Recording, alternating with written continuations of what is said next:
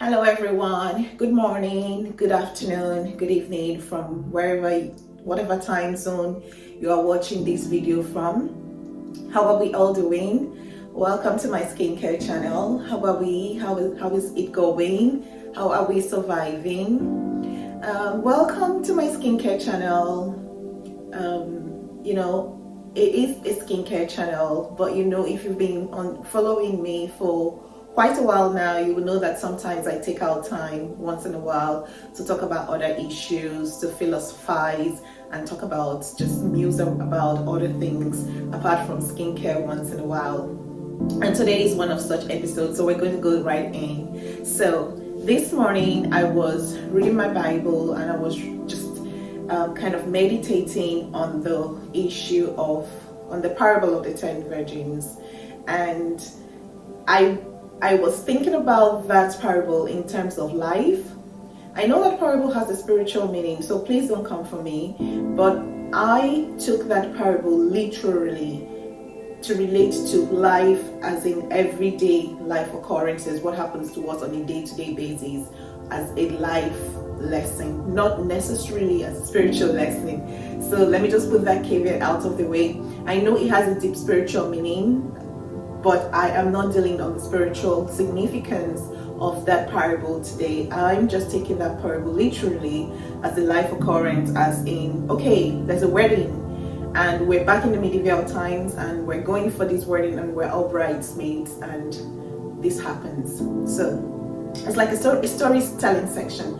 And so basically, to start, to give you a bit of a background about that story, Jesus was telling this story to people who were very familiar with the kind of setting that he was, or picture that he was creating for them. Obviously, this happened in the time of Jesus, and of course there wasn't any electricity at that time, which was the reason why they were carrying lamps. There would be no need for lamps in this day and age, even back in Jerusalem or Judea or wherever the setting of that story was. But back in Jesus's time, in the Bible days, there wasn't any electricity.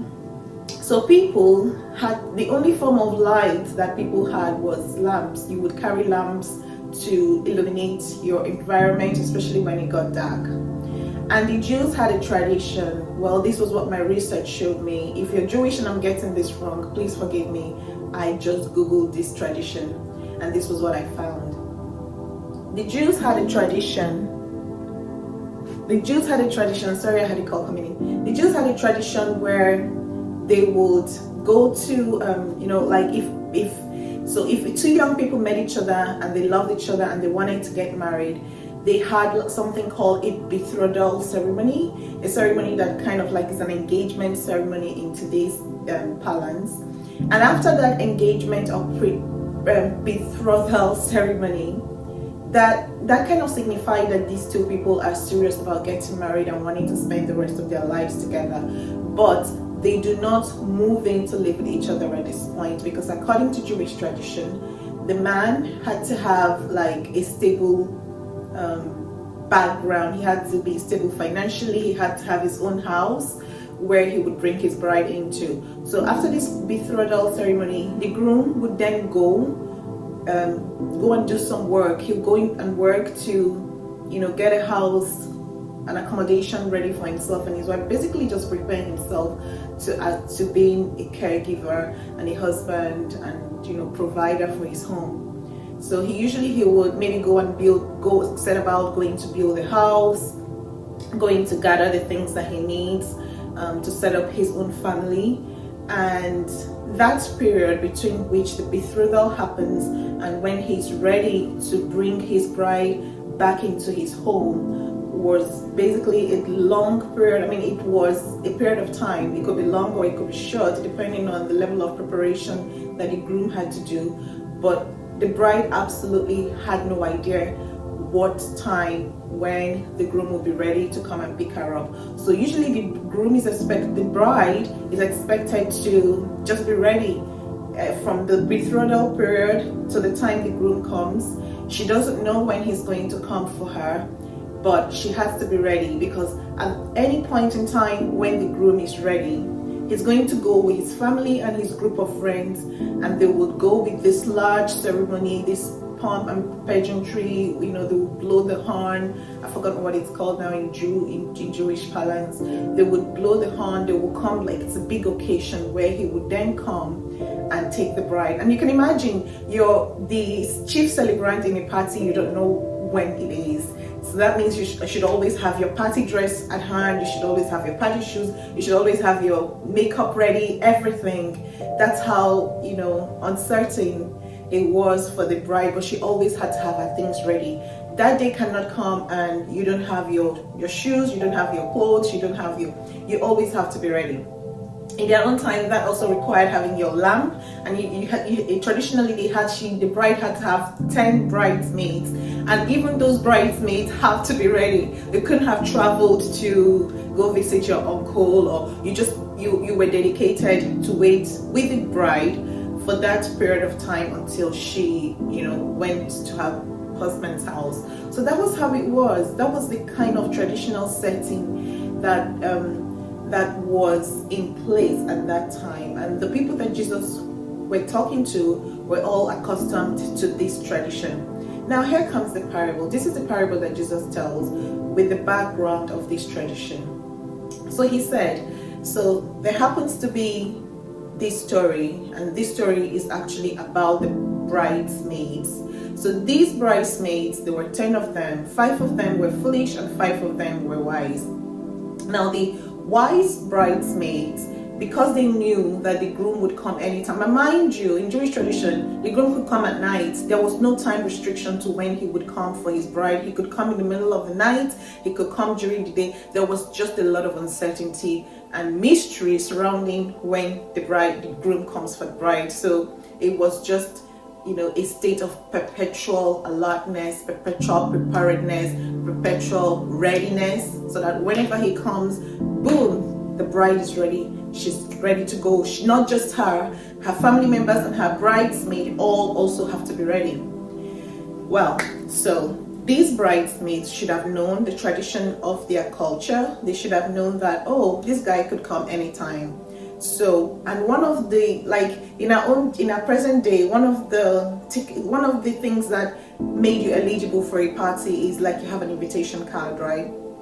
Then in that time, you having your lamp was very significant. It showed that you were an invited guest and you're part of the ceremony or celebration or banquet, as they would call it, because that was very important, especially if the groom was going to come at night. That having your lamp lit was very important, because that's how you can be identified, because it's very dark. You need to have light to illuminate yourself, to show that, okay, this is who I am. It was one of the things that gave you a pass to enter for the party, because if you don't have a light, no one can see you and no one really knows who you are. You're not easily detectable, because there's going to be this long procession from the bride's house to the groom's house, and people needed to be recognized, you know, for security reasons. Even they needed to know who was in the procession, and to make sure that these were people that were supposed to be in the procession. So basically, you needed to have your lamps, and if you don't know what time the groom is going to come, and the lamp is your only source of light, you needed to have oil, so that whenever the lamp is burning out, you would top it up and continuously have oil to last you through the night.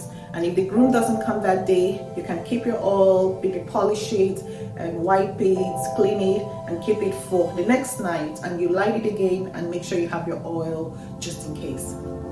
So it didn't look like, it seemed like they got a rumor that the groom was going to come a certain day. So they all had their lamps. I mean, maybe they had waited through the day and now it was night, and they all had their lamps and they were still waiting, because like I said, in their culture, this ceremony could take place any time of day or night.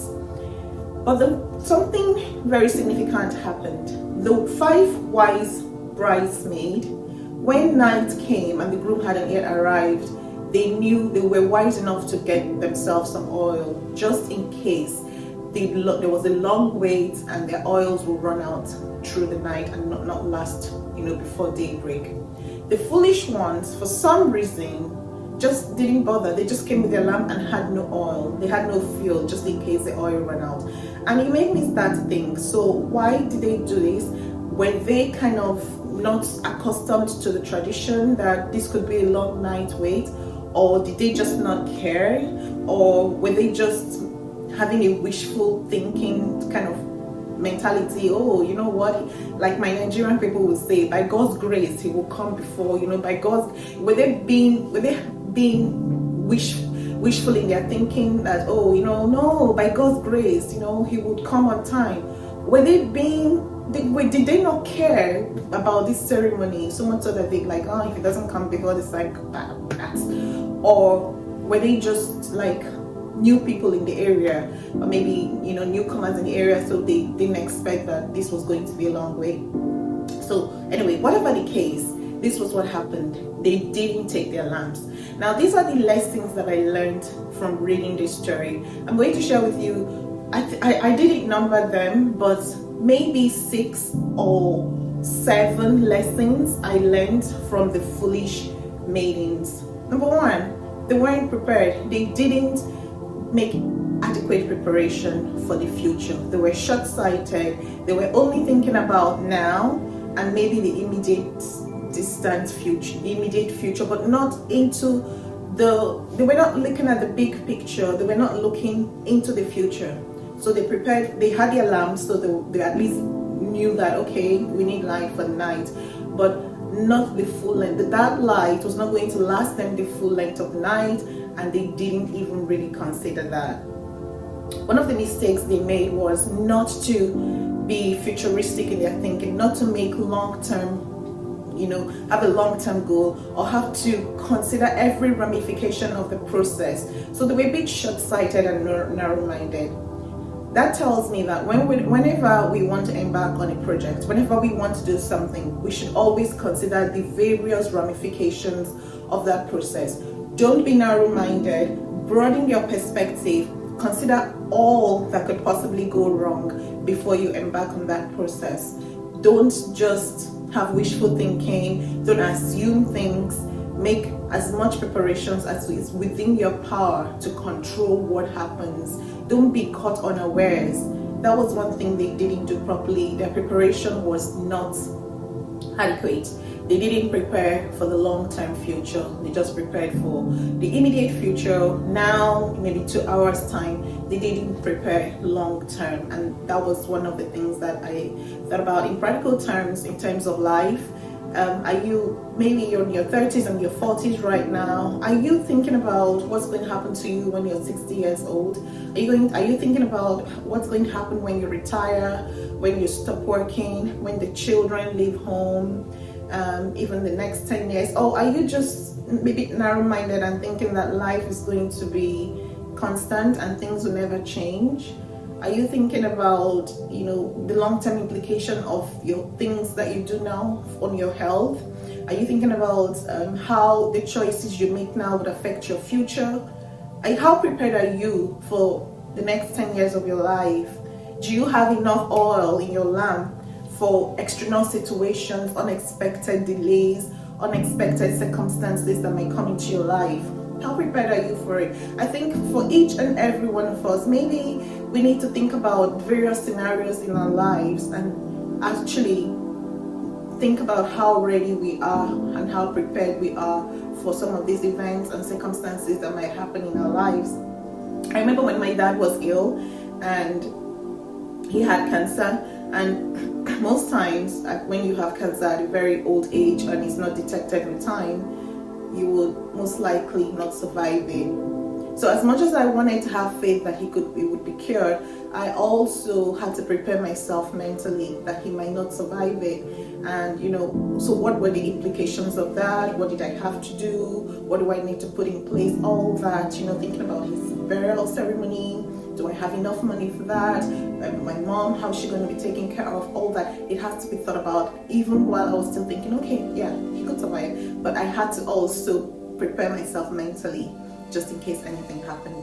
And there's so many other circumstances in our life, like, okay, you have young children. I remember when my children were young, and my whole life revolved around my children. My friends were my children's friends. My whole life revolved around them. I was a stay-at-home mom. I would go to pick them up from school and all that. And at some point I started asking myself, so what's going to happen when these children grow up? I need to have a life of my own. I need to have a career. I need to have things that get me going. So these are some of the things that we could be thinking about. Quickly, let's go on to the next lesson. The next lesson is, they obviously saw the 5 wise bridesmaids with extra flasks of oil, but they didn't ask any questions, assuming that they weren't aware of this culture. Why didn't they ask questions? Why didn't they say, oh, by the way, why did you guys have these extra flasks of oil? I think assuming that, going with the assumption that they weren't used to the custom and they actually do care. It's not like they didn't care. They wanted to be part of the ceremony, but they were not. They could have asked questions. So another problem that I find, or another mistake that I find that these ladies made, was they didn't ask the right questions or enough questions. And that's what most of us do. We just don't ask questions. We don't ask the right questions as well. Sometimes asking the right questions can help you avoid making some mistakes in life. When you ask questions, people can explain to you, they can talk to you about their experiences, they can make things clearer to you, and that might give you a good perspective of how to address the issues that might also concern you. So assuming they had asked these other ladies why they had lamps, they would have said to them, because we don't know when he's going to come, and in this tradition he could come late into the night and our oils will burn out, and then they would think, oh, by the way, we need to go and get ours then because we don't have any. So they didn't ask the right questions, and that was one of the mistakes that they made. Now another mistake they made was, obviously time went on, everyone is asleep, the groom's not here, everyone slept off, and then suddenly there's this shout of the procession, the groom is here, everybody get up. Everyone gets up. The wise ones trim their lamps, maybe top it up with some oil, and then the foolish ones are staring at them and thinking, oh, our lamps are burning out, can you share some oil with us? And then the wise ones say, no, sorry, we don't have enough, and you need to go and get yours. And the foolish ones actually listen to that advice. So the third mistake that they made was listening to the wrong advice.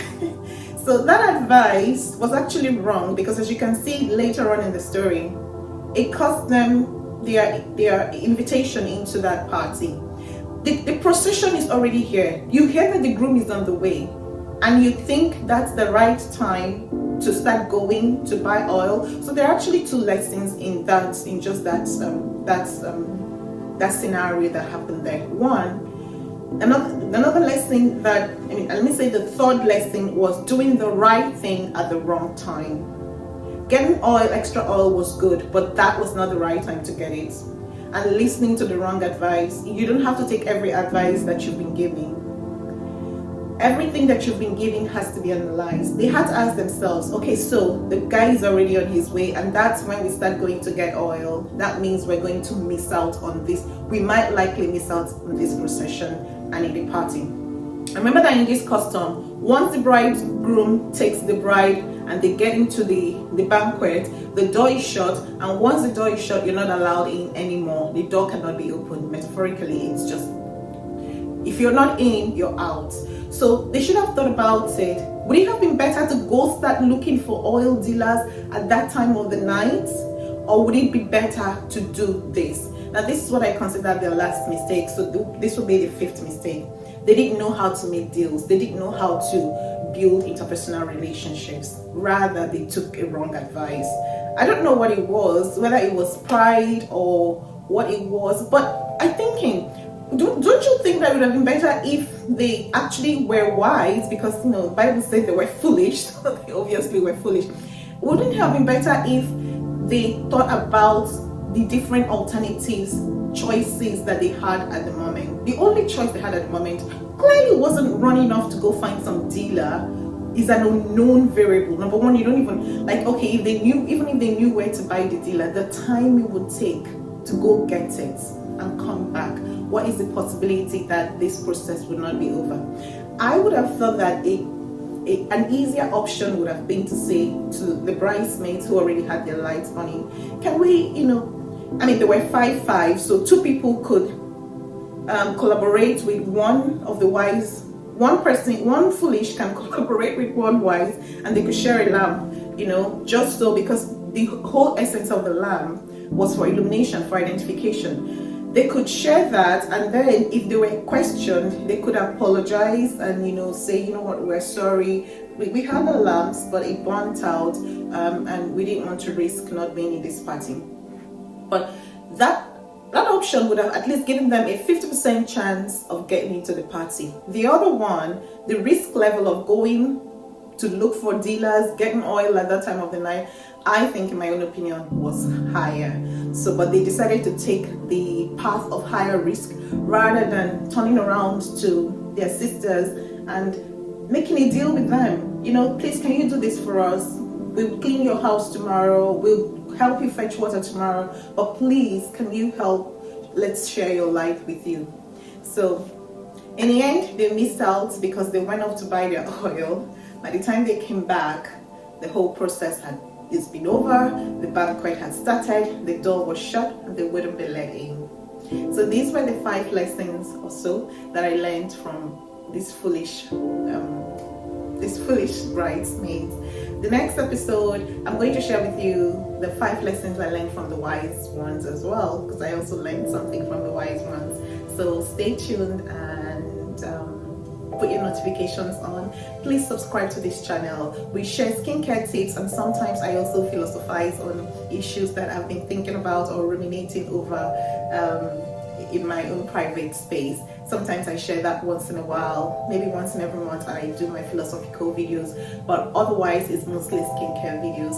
Thank you so much for watching today. If you liked our content, kindly subscribe and help us to share our videos and like it as well, and drop your comments below. Thank you so much and have a good day.